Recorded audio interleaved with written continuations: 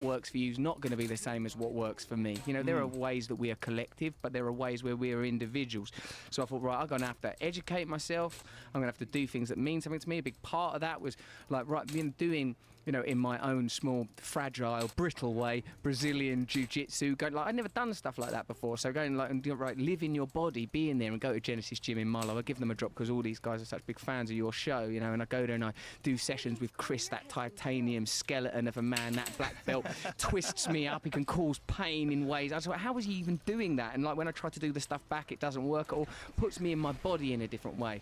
Learning the history of the ideas that are in religion, the way that the distinction between politics and religion is sort of an imaginary distinction. When people talk about religious violence versus secular violence, they're saying their violence is irrational and our violence is okay. I've learned some amazing stuff in the last few years, and as a result of that, the kind of guests I get on my podcast, like this guy, Khan Ross, mate, you'd love him on yours, actually.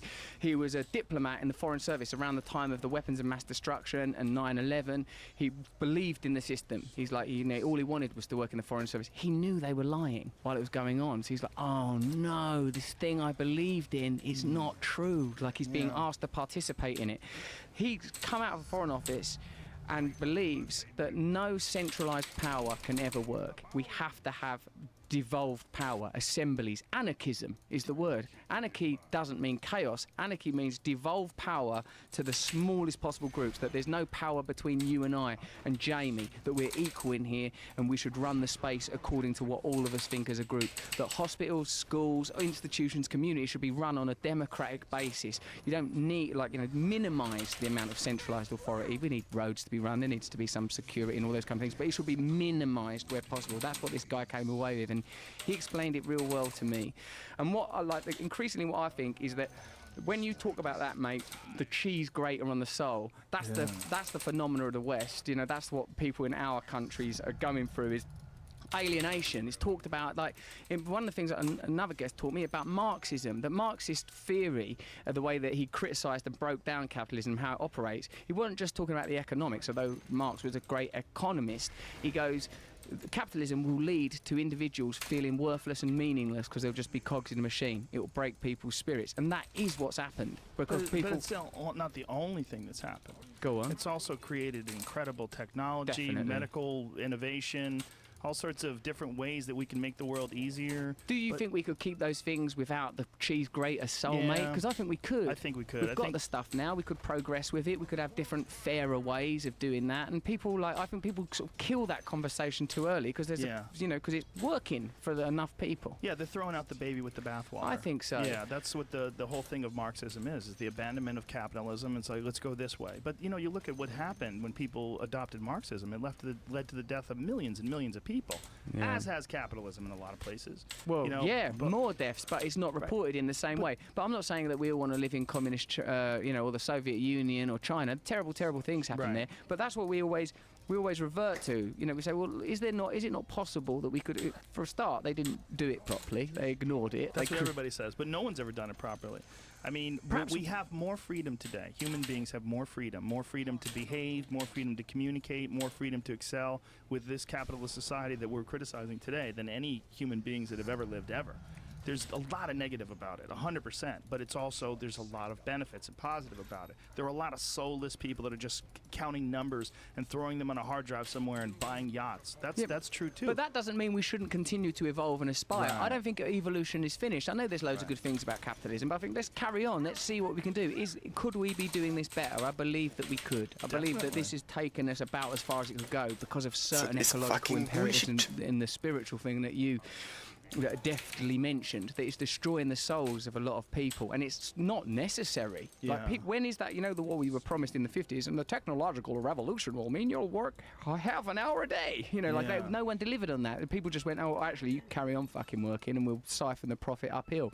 You know, we could have leisure-based societies, but I think that as long as there is a form of centralised power, people at the centre of that power will not share it. I think you have to go, all right, this community is going to be run by those people, this community is going to be run by those people, and that also solves a lot of the other problems that are defining our times. Of people seem to want different things. Some people want to say absolutely no homosexuality. Some people say we want total sexual freedom. Some people want we want to live in what would be called a religious extreme way. Some people say atheist. Well, that can't exist under one banner, I don't think but anymore. The problem with people saying no homosexuality is that they're deciding about freedom, the other people's freedoms to exist, for other people's freedoms to behave and to express themselves the way they want to.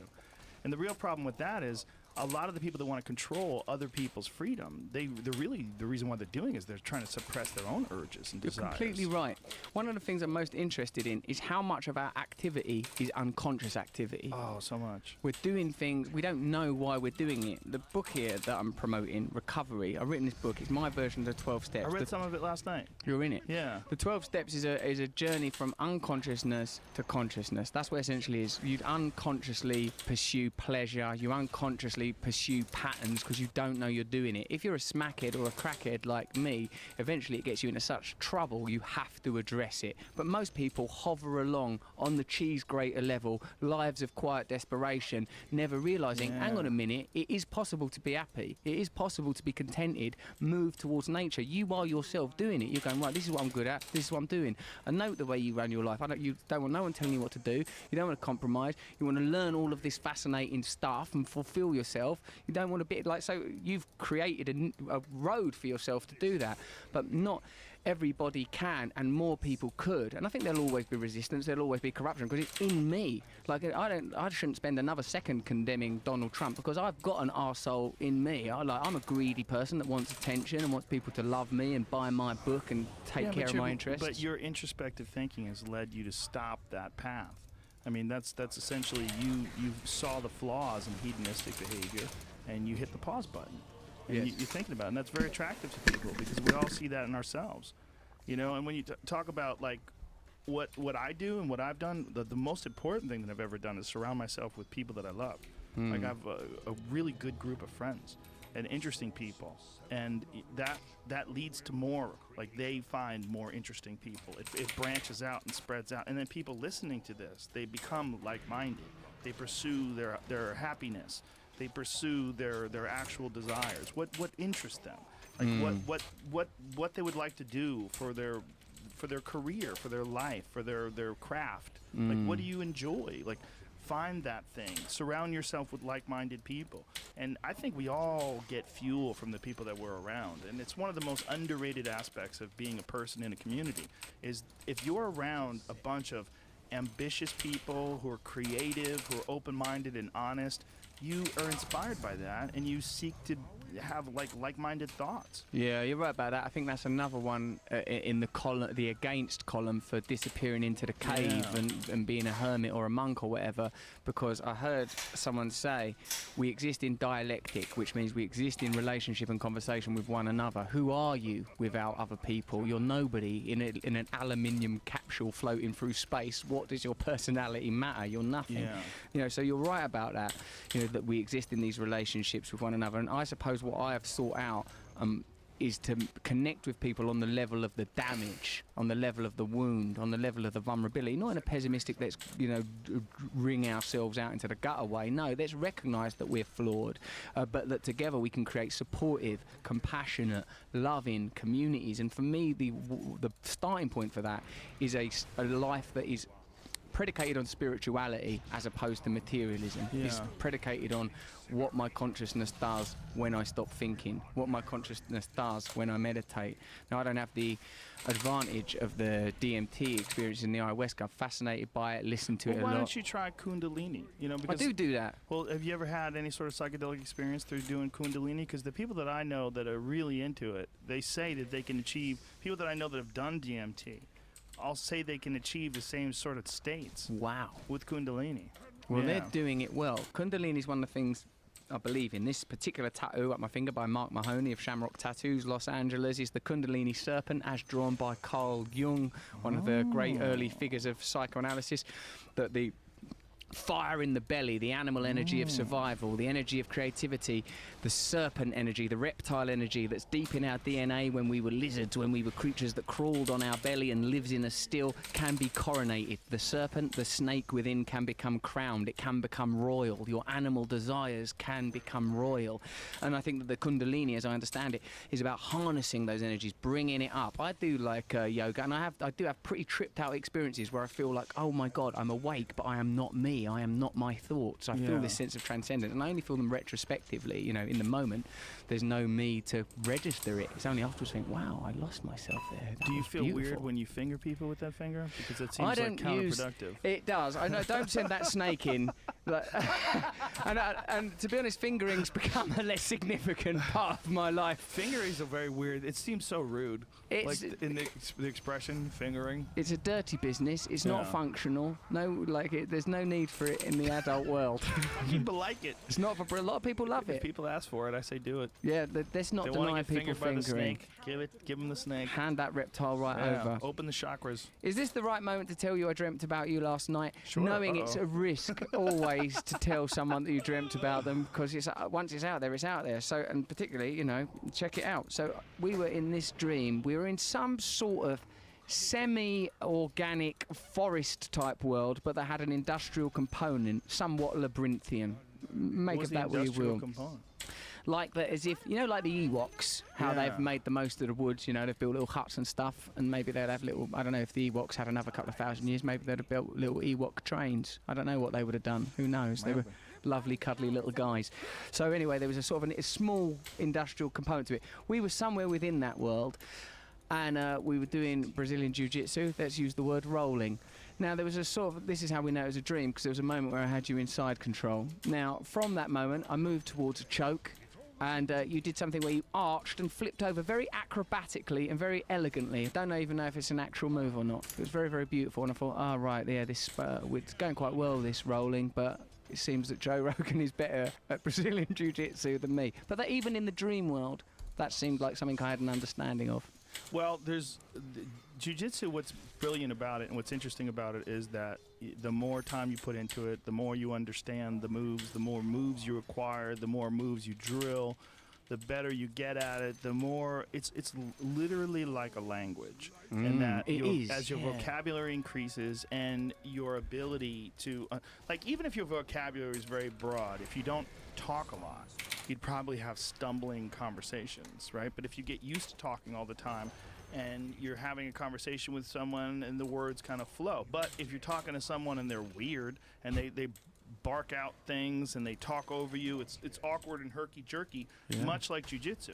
Jiu-jitsu is almost like a kinetic language, but there's a puzzle being solved, right? And there's a problem, right? The problem is this person is trying to apply all these different techniques, whether they're chokes or joint locks, on you, and you are trying to both defend that and then put yours on them. It's beautiful. I've heard you say before, high pressure problem solving or something. Well, MMA I always describe as high level problem solving with dire physical consequences. Dire physical consequences. Because MMA is the most high level of all the problem solving, because the consequences are so grave. Getting kicked in the head, getting elbowed and kneed, like those things are so. Jiu-jitsu, I think, is better for you for sure physically, because the consequences are not nearly as grave. You get choked out, you're fine. You get your arm, you tap out. As long as you're willing to tap out, you have to be willing to tap out. You'll get through it okay. And if you get injured, you just get it fixed and take 6 months off. You'll be back. I like that kinetic language thing you said. That really makes sense to me, because I feel like when I'm doing it, I'm like a person that's going, hello, could you show me the way to the train station? Hold door. Yeah, I'm so slow. Like, and other people are like, well, sir, I'll point you in the right direction. You could go 1,000 ways. Why couldn't you? Exactly.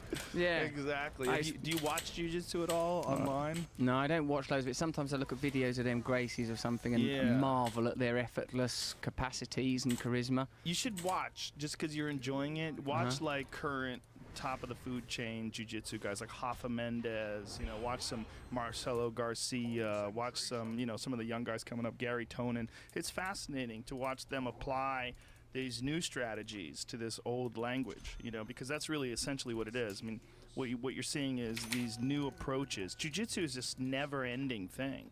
I mean, it just doesn't. Like boxing, although it's very complex and it doesn't seem as complex to someone on the outside, but when you watch like a guy like Floyd Mayweather or Sugar Ray Leonard or someone who's like just a master at their craft, you see how complex it truly is. You see all the different nuances to it, but it's still punching, right? There's just still two punching. Whereas jiu-jitsu is this fucking tangle of bodies and possibilities and potential. And there's so many different ways to approach it. There's people that are chokers. There's people that are arm lock guys. There's people that they like to get you with their legs. They're triangle people, and they all have their own little way of approaching this conversation. So you've learned a few sort of grammatical pathways through that kinetic language and think, right, I'm going to master that particular area. So watching videos online is like watching a video of Alan Watts talking. You go, oh, okay. Yeah. Or Terrence McKenna, or you know, Timothy Leary, or whoever it is that you think is fascinating. You hear them talk, and it develops new pathways and possibilities for your own thinking. You know, it's one of the things I was going to say earlier, that when I was thinking while we were having this conversation about the future and about possibilities and about civilization, that with all due respect, what you and I are doing, both of us, this is a very rudimentary way of trying to figure this out. I mean, I think we're clubbing at it, right? You know, and I think people are listening to this that will do a far better job than us in the future. Yeah. And I think that that's important. And I think that we're doing our best. You know, we're taking our steps. But when Henry Ford created the Model T, he didn't intend it to race against a LaFerrari.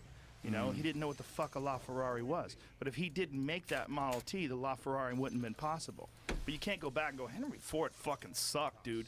Ride this piece of shit with its leaf springs and its stupid tires. You know, and then get in a 2017 Corvette ZR1. You go, oh, okay, this is where it's at.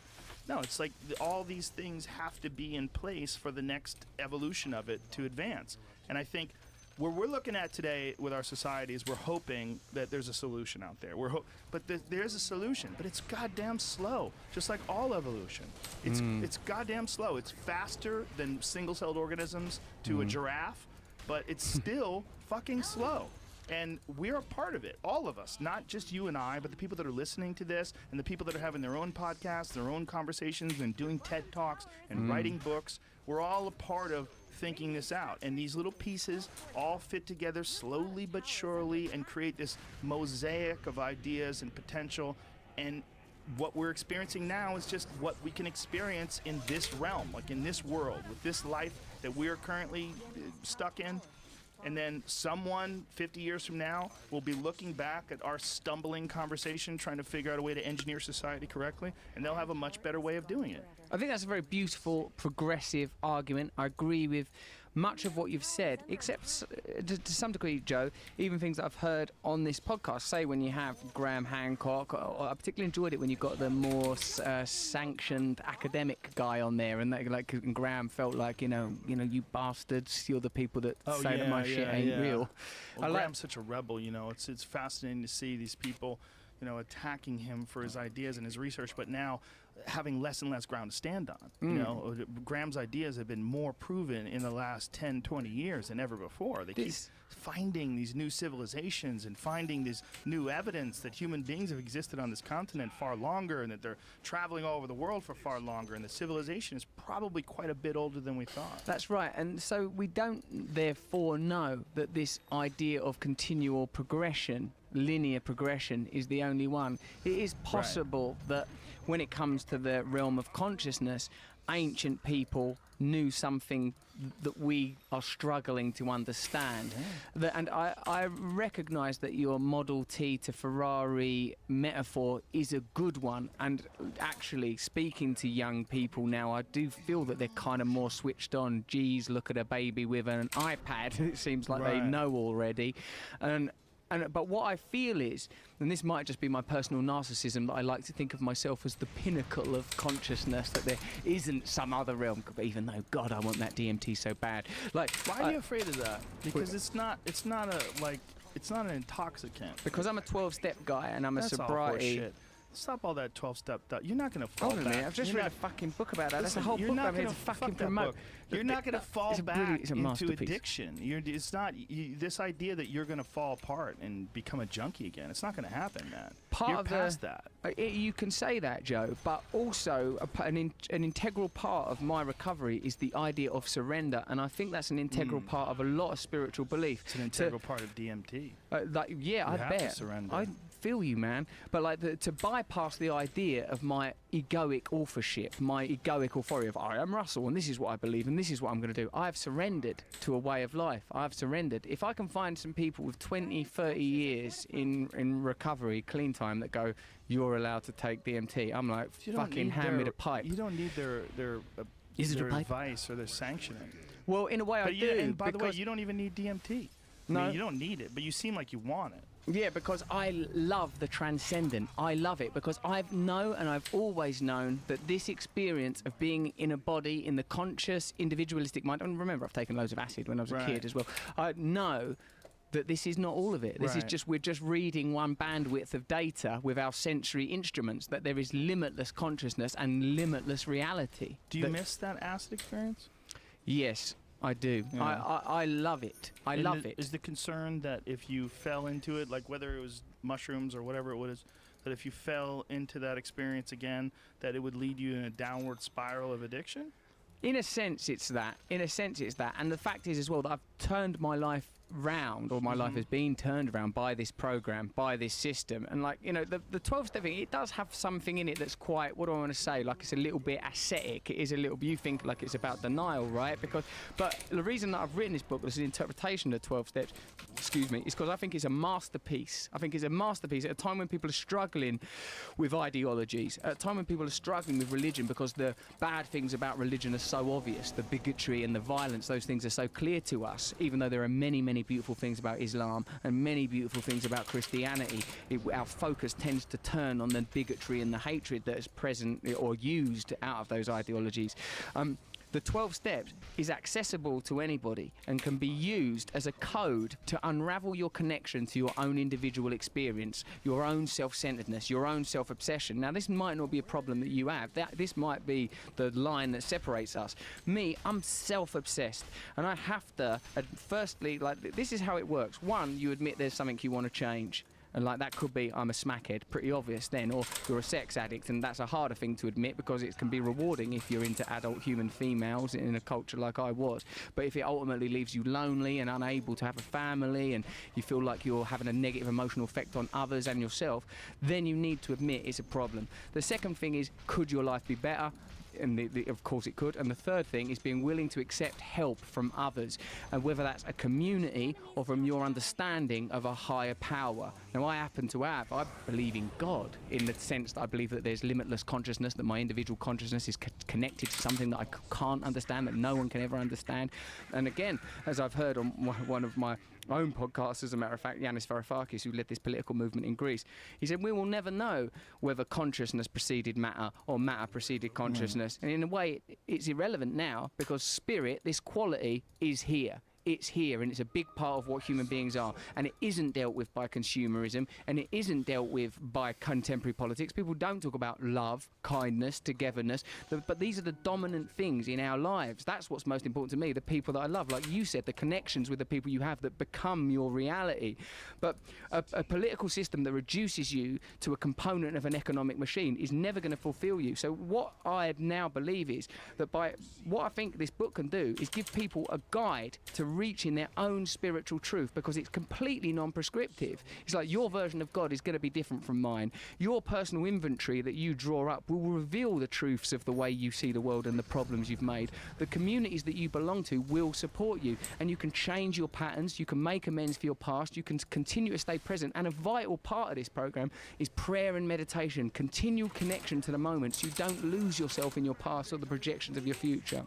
Now, whether or not that prohibits me from experimenting with psychedelics in the long term, you know, for me, the jury's out, because I do want to. And Bill Wilson, the guy who founded these fellowships, was fascinated by acid, and subsequently, like, even when he was sober, took a lot of acid. And I think that guy was a prophet. He was on a mission. He was trying to discover what is truth, what is reality. That's not really discussed much in the 12-step program, though, is it? Because I think it's like most things, it becomes orthodox. You know, like most religions, most systems, in the end, they become orthodox. And it does such a good job at helping with its primary purpose of stopping people being alcoholics, stopping people being drug addicts. That's such an amazing job, and it's doing that job, and it should continue to do that job.